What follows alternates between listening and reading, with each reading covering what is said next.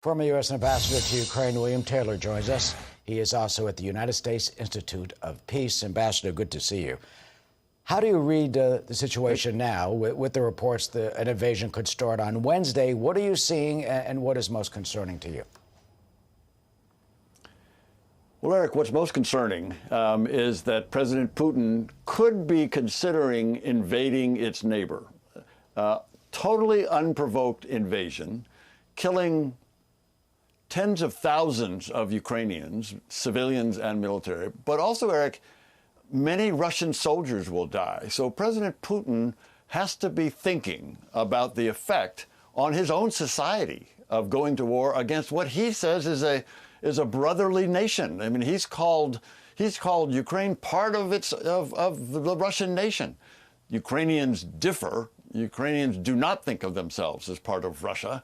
Ukrainians think of themselves as a sovereign country with their own history, their own heroes, their own language, their own culture. It's a longer history, Eric.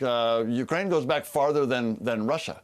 So Ukrainians are proud, and what you just heard from your reporter there is they're determined. They're going to defend their land. And what worries me and what worries us all is that President Putin might invade there and kill a lot of Ukrainians. You know the way of Ukrainian thinking, you know the people, you know the officials, and we saw the large demonstrations in Kyiv, for example, where Ukrainians will resist.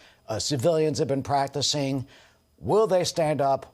Will they indeed fight? And what happens if Putin has chewed off more than, bit off more than he could chew? And Russian soldiers come back in body bags.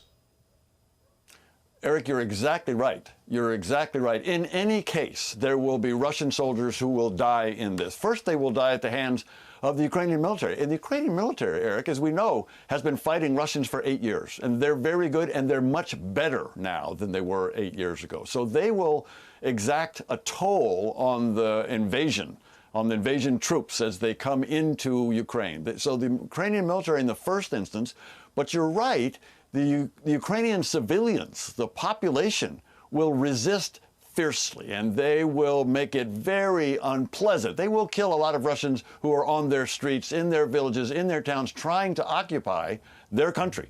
So it'll be very difficult for the Russians to stay, even if they get in. So you could see potentially a street-by-street guerrilla warfare, from civilians defending their homeland.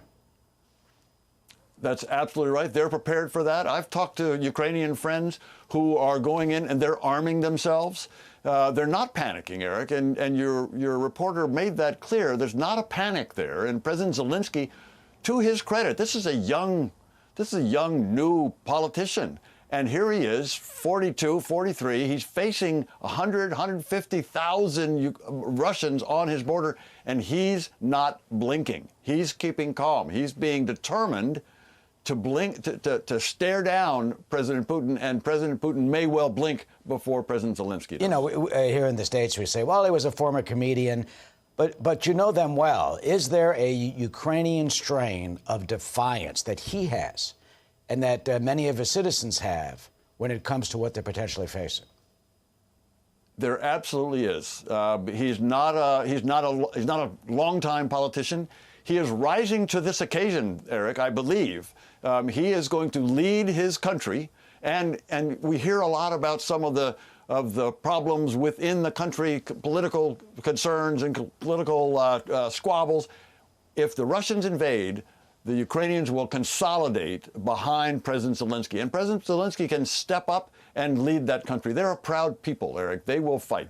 And finally, in a way, do you think, is it possible that Putin may have miscalculated, that he thought that he would build up and scare the U.S. and NATO allies into making concessions, but now he doesn't have a way to get out of the box, the corner that he's built, and he's got to find a way to get out of this, much like they did not invade Poland. They massed 400,000 troops in the Polish border in 1980, and at that time, Russia didn't pull the trigger.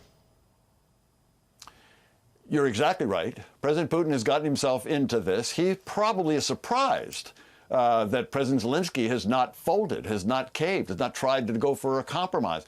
He's probably surprised at the strength of the alliance, that the Americans and the Europeans are backing President Zelensky very strongly. So Putin is surprised and probably had hoped that someone would cave before he has to. Now you're right. He's got to find his way out. He can do it. He can find a way out. He can negotiate. That's been very clear. And Eric, he can say to the Russian people that, first of all, he never intended to invade. We know that's not true. But he could say then that, look, President Putin, have been trying to get those Americans to take my concerns seriously. They're finally taking it seriously. They're going to sit down with me at the negotiating table and give me ironclad promises that their B-52s won't fly next to the Russian border any longer. He could make that case, Eric. He could find a way to negotiate rather than invade. Yeah, the German chancellor is seeing him on Tuesday in Moscow. He has had Macron come, and you're right, there potentially still is time. Former United States Ambassador to Ukraine, William Taylor. Ambassador Taylor, thank you, and thank you for your service to our country. Thank you, Eric. Good to be here.